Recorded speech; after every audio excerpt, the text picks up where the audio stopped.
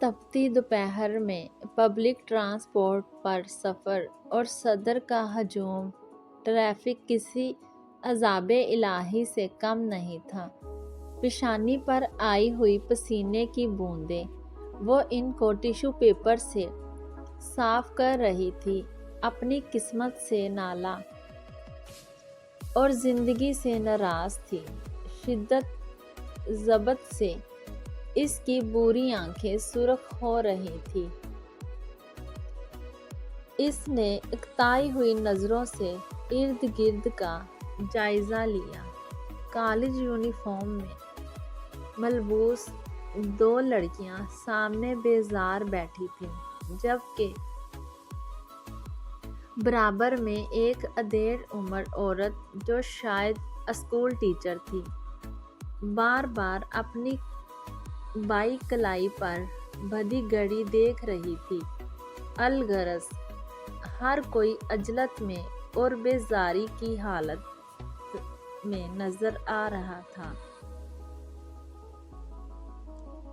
یہ بیزاری بھی اب تو عادت سی بن چکی تھی۔ بس سے اتر کر وہ تیز تیز قدم اٹھاتی ہوئی بلڈنگ کی طرف بڑھ گئی۔ لمحے بھر کو رک کر اس نے بلڈنگ کے تیسرے فلور پر واقع اپنے پرانے طرز کے 2 کمروں کے گھر پر نظر ڈالی اور تھکے ہوئے قدموں سے اندر داخل ہو گئی۔ اف، ایک تو اس نیکلس نے تنگ کیا ہوا ہے، قسمت ہی پھوٹ گئی ہے۔ گھر میں داخل ہوتے ہی اس کی چڑچڑاہٹ میں مزید اضافہ ہو گیا۔ صبح سویرے کام پر نکل جاؤ، تھک ہار کر گھر واپس آؤ تو بجلی غائب۔ جھنجھلاتے ہوئے اس نے زور سے دروازہ بند کیا۔ فریش ہو کر اس نے چائے بنائی اور کمرے میں آ گئی۔ چائے کا گھونٹ بھرتے ہوئے اسے ماں کی بارہا کی گئی نصیحت یاد آئی، خالی پیٹ چائے مت پیا کرو۔ ماں کی سرگوشی دل و دماغ میں گونجنے لگی، جس سے اس کے ہاتھ رک گئے۔ وہ آنکھوں میں آئی نمی کو روک کر بیڈ سے اٹھی اور سائڈ ٹیبل سے بسکٹ نکال لائی۔ خیالوں میں گم ہو کر نہ جانے کب اس کی آنکھ لگ گئی۔ دن بھر کی تھکن سے وہ اتنی گہری نیند میں چلی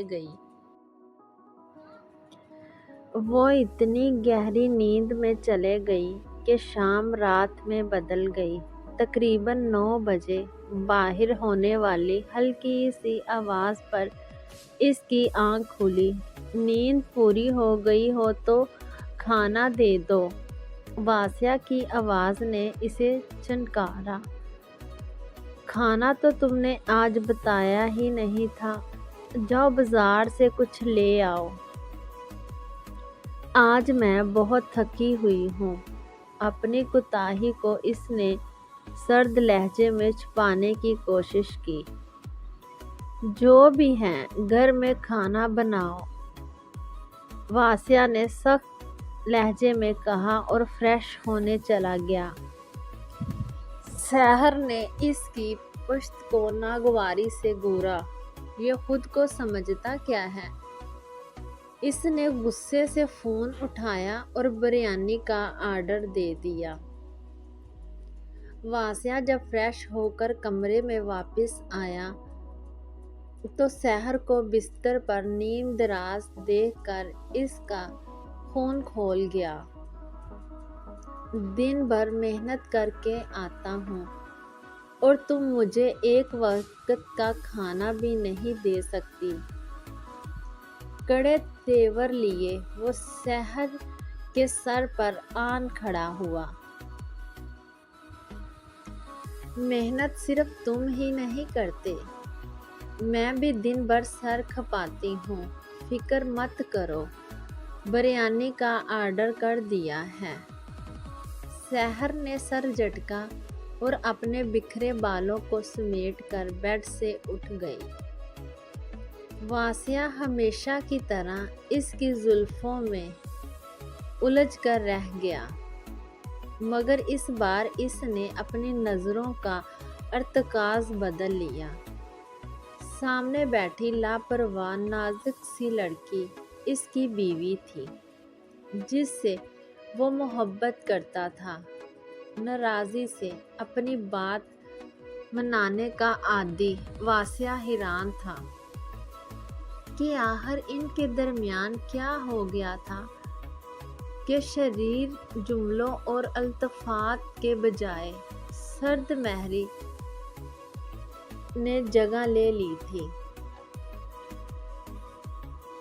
قلیل عرصے میں زندگی کے رنگ آخر کیوں ماند پڑ گئے تھے؟ سحر، تم روز فضول خرچی کرتی ہو۔ ہر مہینے جو راشن لاتی ہو وہ پڑے پڑے خراب ہو جاتا ہے۔ واسیہ کا لہجہ اب کی بار دھیما تھا۔ نہیں ہے بہت تو کیا کروں، ویسے بھی راشن اپنے پیسوں سے لاتی ہوں، جنہیں فکر کرنے کی ضرورت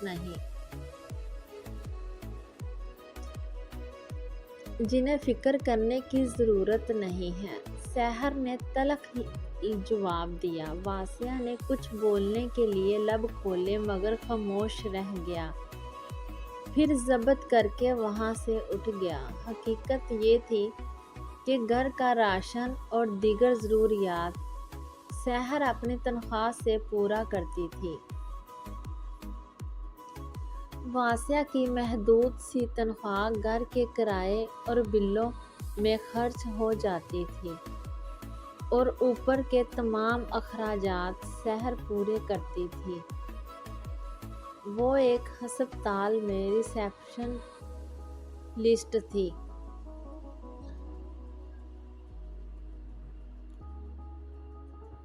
اور واسیہ کے ساتھ مل کر دونوں گھر چلاتے تھے، مگر جاب سے آنے کے بعد سحر دانستہ طور پر گھریلو معاملات سے جان چھڑاتی تھی۔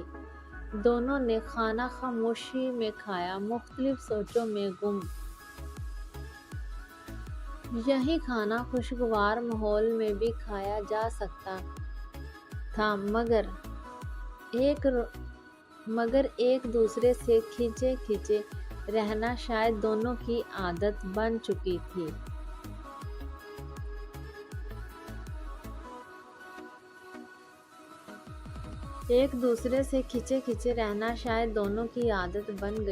سحر، کیا بات ہے آج کل تم بہت خاموش رہنے لگی ہو؟ کوئی پریشانی ہے تو مجھ سے شیئر کرو۔ ماہا جو کچھ ماہ پہلے ہی ٹریننگ کے لیے آئی تھی، ایک کم عمر مگر کھل مل جانے والی لڑکی تھی۔ وہاں کچھ کہا تم نے؟ سحر نے چونک کر ماہا کو دیکھا۔ سحر، آپ اپسیٹ کیوں ہیں آج کل؟ ماہا نے اس کا رخ اپنی طرف کیا۔ ماہا، دعا کرو میرے مسائل حل ہو جائیں۔ سحر نے ایک لمبی سانس خارج کی۔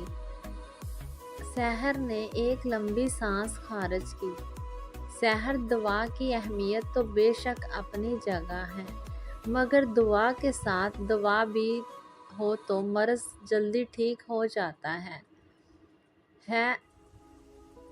مسئلے حل تلاش کرنے سے ٹھیک ہوتے ہیں، ماہا نے مسکرا کر کہا۔ سحر نے غور سے ماہا کی بے ریا اور چمکتی آنکھوں کو دیکھا۔ یہ گہری بات تھی۔ ایکسکیوز می، ڈاکٹر باسط کی اپائنٹمنٹ کنفرم کرنی ہے۔ اس سے پہلے کہ سحر مزید کچھ سوچتی، وقت کی مصروفیات نے دونوں کو مصروف کر دیا۔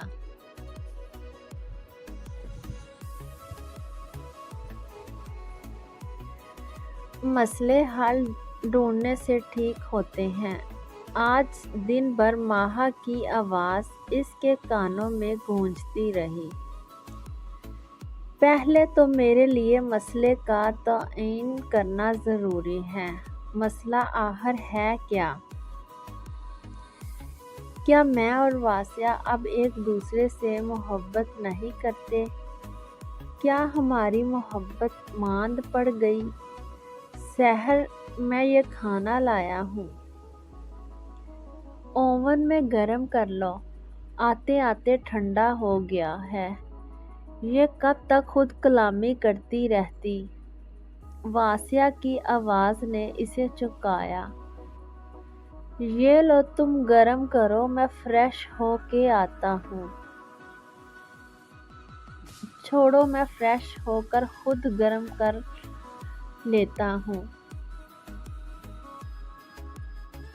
واسیہ نے سحر کو اپنی جگہ کھڑے دیکھ کر ناگواری سے کہا، نہیں، میں کر رہی ہوں گرم۔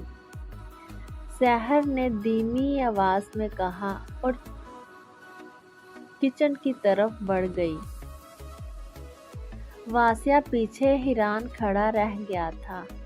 آج اسے سحر کے چہرے پر اکتاہٹ کی بجائے کچھ عجیب سا احساس نظر آیا۔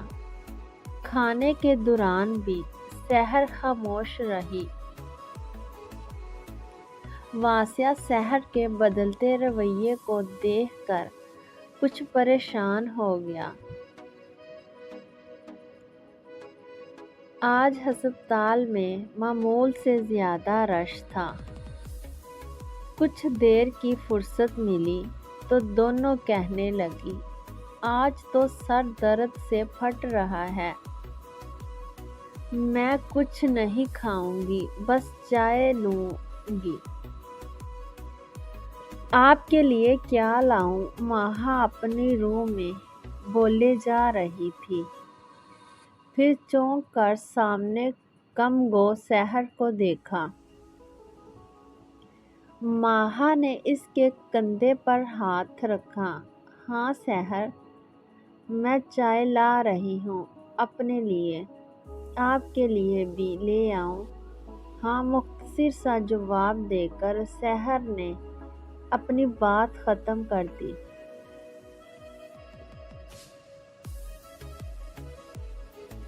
ماہا پر نظر ڈال کر سحر نے کرسی کی پشت سے خود کو نکال لیا اور آنکھیں موند لی۔ یہ لیں گرما گرم چائے، میں نے خاص کہہ کر ترکی دودھ پتی بنوائی ہے۔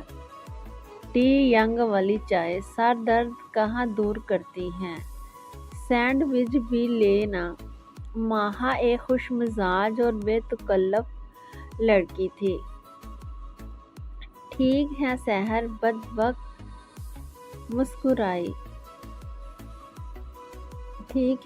بدبخت مسکرائی اور چائے کا کپ اپنے سامنے کر لیا۔ سحر، مجھے ایسا کیوں لگ رہا ہے کہ آپ نے اپنی کوتاہیوں کو ڈھونڈ لیا ہے؟ ماہا عام انداز میں بات کر رہی تھی۔ تمہیں ایسا کیوں لگا؟ حیرانی سے سحر نے پوچھا۔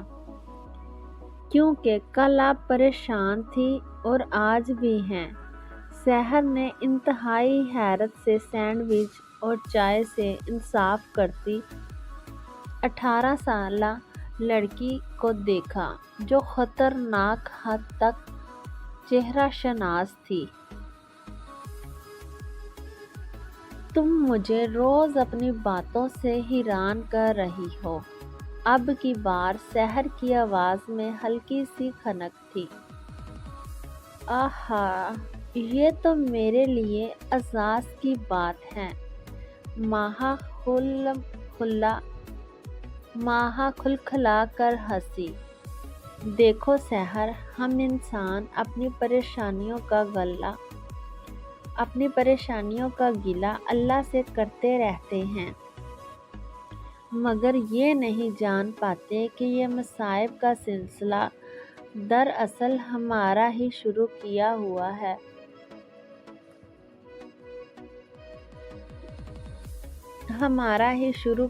ہوا ہوتا ہے۔ ہمارے عمل، ہماری کوتاہیاں ہمیں دکھائی نہیں دیتی۔ جس دن ہم اپنی غلطیاں مان لیتے ہیں، اسی دن سے ہماری اندرونی جنگ کا آغاز ہو جاتا ہے۔ یہ جنگ ہماری انا اور ضمیر کے درمیان ہوتی ہے۔ انسان کی قوت ارادی پر منحصر ہے کہ وہ اپنی انا کو شکست دے کر اپنی غلطیوں کو سدھارتا ہے یا پھر اپنی عمر اس گرداب میں گزار دیتا ہے۔ مہا جن لوگوں کا دل کانچ کی طرح شفاف ہوتا ہے، اللہ انہیں دوسروں کے دل میں اترنے کے ہنر سے نوازتا ہے۔ پلیز اسے ہمیشہ شفاف رکھنا، کیونکہ تم چہرہ شناس نہیں، بلکہ دل کے رازوں کو پڑھنے کا ہنر جانتی ہو۔ مہا نے فلسفانہ انداز میں بات مکمل کی۔ کچھ فیصلے خاص لمحوں کے منتظر ہوتے ہیں، اور یہ خاص لمحہ واسیہ کی زندگی میں آ گیا تھا۔ آج موسم قدرے بہتر تھا، آسمان پر چھائے بادل اور بجلی بھی خشک ہو رہی تھی۔ بالکونی میں کھڑکی وہ آج خود کو خاصا ہلکا پھلکا محسوس کر رہی تھی۔ جب دل پر چھائی گرد صاف ہو جائے تو ہر منظر اجلا لگتا ہے۔ اس کی نگاہ پڑی تو شام کے 7 بج رہے تھے اور واسیہ کے آنے میں کچھ وقت تھا۔ آج وہ واسیہ کو مس کر رہی تھی۔ اس نے حیران ہو کر اپنے دل پر ہاتھ رکھا۔ شادی کو 1.5 سال کا عرصہ ہوا تھا، لیکن وہ واسیہ کا انتظار کرتی رہتی تھی جیسے کوئی مشرقی ہوا کی طرح، نہ جانے کب کا چھوڑ چکی تھی۔ آخری دفعہ وہ پانی بائیں واقعہ کی بہن کی شادی پر تیار ہوئی تھی۔ مہنگائی نے زندگی کے رنگ ماند کر دیے تھے، تو خود کو سنوارنا اس کی مجبوری بھی بن گئی تھی۔ واسیہ کی تنخواہ میں گزر بسر کرنا مشکل ہو گئی تھی اور وہ محنت کرتے کرتے بیزاری میں رچ بس گئی تھی۔ گھر لوٹنے کے بعد وہ اپنی ساری بیزاری واسیہ پر الٹ دیتی۔ تیز ہوا کے جھونکے نے اسے سوچوں کے گرداب سے نکالا۔ اس نے آسمان کی طرف دیکھا اور کچن میں آ گئی۔ کھانا بنا کر خود تیار ہونے لگی۔ اس نے سی گرین کار کا لون کا ریڈ سوٹ پہنا، بالوں کو سیدھا کر کے انہیں کھلا چھوڑا اور سامنے سے ہلکا سا میک اپ اور نازک سی جیولری پہن کر خود کو آئینے میں دیکھا۔ آج وہ خاصی خوبصورت لگ رہی تھی۔ لبوں پر مسکراہٹ لیے وہ واپس کچن میں آ گئی۔ دال چاول بن چکے تھے۔ اس نے جلدی سے سلاد بنایا۔ اتنے میں دروازے کا لاک کھلنے کی آواز آئی۔ اس کا دل آج پہلے کی طرح واسیہ کی موجودگی کا سوچ کر ایک الگ ہی دھڑکا۔ جلدی سے فریش ہو جائیں، میں کھانا لگا رہی ہوں، سحر نے آواز لگائی۔ واسیہ کے بڑھتے قدم اس تبدیلی پر حیرانی سے تھے، مگر خوش فہمیوں کو جھلکتے ہوئے وہ فریش ہونے چلا گیا۔ فریش ہو کر آیا تو دسترخوان پر اپنا من پسند کھانا اور سنوری مسکراتی ہوئی سحر کو دیکھا۔ کہ اس کی ساری تھکن اور طبیعت پر چھائی گرانی پل بھر میں غائب ہو گئی۔ خیریت، آج میری یا تمہاری برتھ ڈے ہے؟ واسیہ نے خوشگوار حیرت سے پوچھا۔ جلدی سے کھانا کھائیں، لائٹ جانے والی ہے، سحر نے یاد دلایا۔ واسیہ نے منہ بنایا۔ ایک تو یہ لائٹ، واسیہ کی بات پر سحر ہلکی سی ہنسی، ہر منظر جھوم اٹھا۔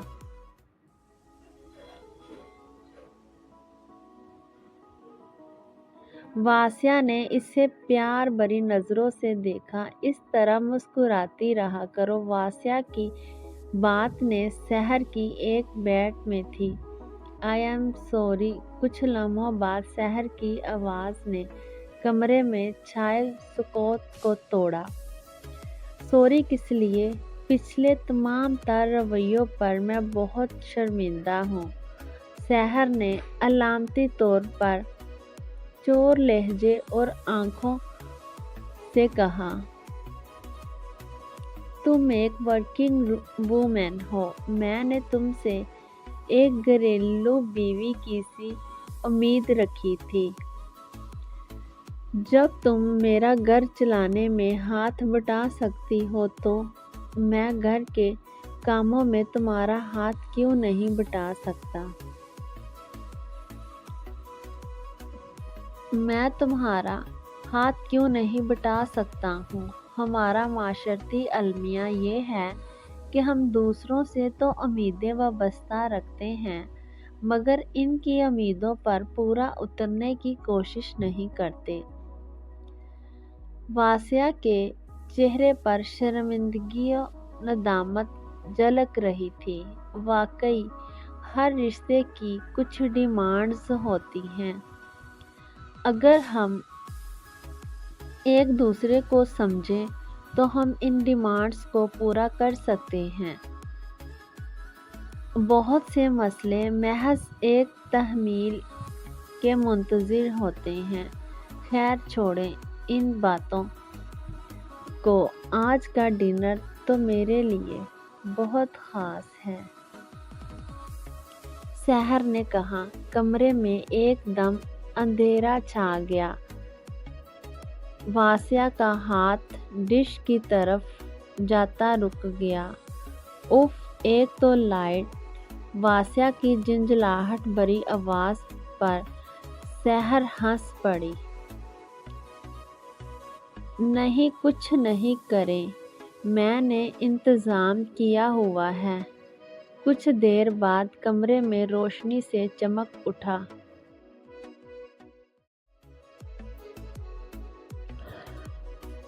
ارے واہ، آج کا ڈنر تو کچھ خاص ہے۔